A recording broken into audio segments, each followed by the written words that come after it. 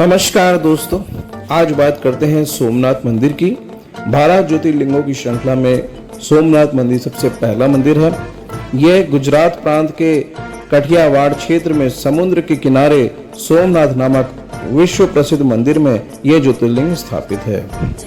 पहले यह क्षेत्र प्रभास क्षेत्र के नाम से जाना जाता था। यहीं भगवान श्री कृष्ण ने जरा नामक व्याध के बाण को निमित्त बनाकर अपनी लीला का स्मरण किया था। तो चलिए दोस्तों, शुरू करते हैं सोमनाथ ज्योतिर्लिंग की कथा। पुराणों के अनुसार दक्ष प्रजापति की 27 कन्याएं थीं।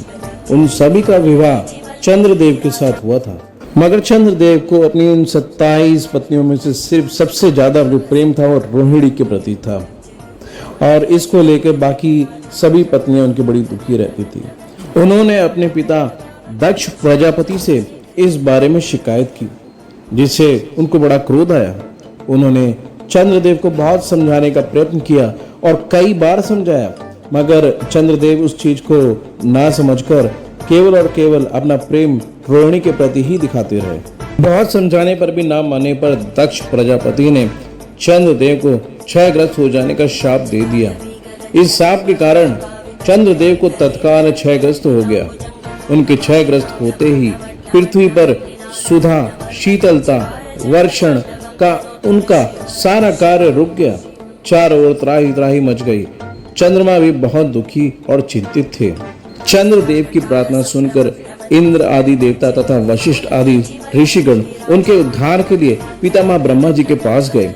सारी बातों को सुनकर ब्रह्मा जी ने कहा, चंद्रमा, अपने शाप विमोचन के लिए अन्य देवताओं के साथ पवित्र प्रभास क्षेत्र में जाकर मृत्युंजय भगवान की आराधना करें। उनकी कृपा से अवश्य ही तुम्हारा श्राप नष्ट हो जाएगा और तुम रोग मुक्त हो जाओगे। पितामह ब्रह्मा के कथन अनुसार चंद्रदेव ने मृत्युंजय भगवान की आराधना का सारा कार्य पूरा किया। उन्होंने घोर तपस्या करते हुए 10 करोड़ बार मृत्युंजय मंत्र का जप किया।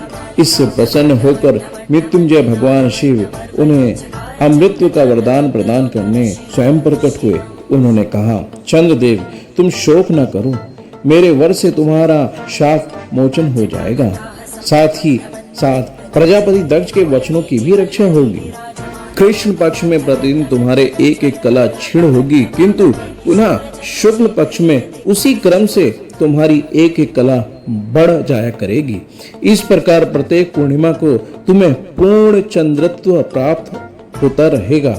चंद्रमा को मिलने वाले इस वरदान से सारे लोगों के प्राणी प्रसन्न हो उठे।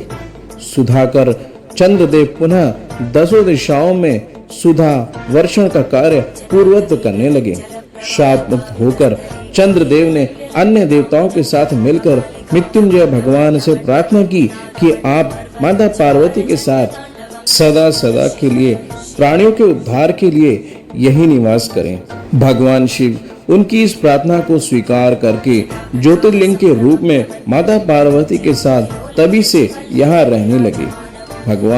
भगवान चंद्र का नाम सोम भी है। उन्होंने भगवान शिव को ही अपना नाथ स्वामी मानकर यहाँ तपस्या की थी। अतः इस ज्योतिर्लिंग को सोमनाथ कहा जाता है। इसके दर्शन, पूजन, आराधना से भक्तों के जन्म जन्मांतर के सारे पाप और दुष्कृत्य विनष्ट हो जाते हैं। वह भगवान शिव और माता पार्वती की अक्षय कृपा का पात्र बन जाते हैं। मोक्ष का मार्ग उनके लिए सहज ही सुलभ हो जाता है। उनके लौकिक परलौकिक सारे कृत्य स्वयं में सफल हो जाते हैं। भारतीय उपमहाद्वीप के पश्चिम में अरब सागर के तट पर स्थित आदि ज्योतिर्लिंग श्री सोमनाथ महादेव मंदिर की छटा ही निराली है। यह तीर्थ स्थान देश के प्राचीनतम तीर्थ स्थानों में से एक है और इसका उल्लेख स्कंद पुराण, श्रीमद् भगवद गीता, शिव पुराण आदि प्राचीन ग्रंथों में भी है। वहीं ऋग्वेद में भी सोमेश्वर महादेव की महिमा का उल्लेख है। यह लिंग शिव के 12 ज्योतिर्लिंगों में से सबसे पहला ज्योतिर्लिंग है। ऐतिहासिक सूत्रों के अनुसार मंडप 3 प्रमुख भागों में विभाजित है। इसका 150 फुट ऊंचा शिखर है। इसके शिखर पर स्थित कलश का भार 10 टन है और इसकी ध्वजा 27 फुट ऊंची है। तो ये थी कथा सोमनाथ ज्योतिर्लिंग की। अगर आपने हमारा चैनल अभी तक सब्सक्राइब नहीं किया तो उसको जरूर करें, जिससे भविष्य में भी आपको भगवान शिव से संबंधित और जानकारी मिलते रहे हमारे वीडियो के माध्यम से। आज के लिए इतना ही दोस्तों। हर हर महादेव, जय महाकाल।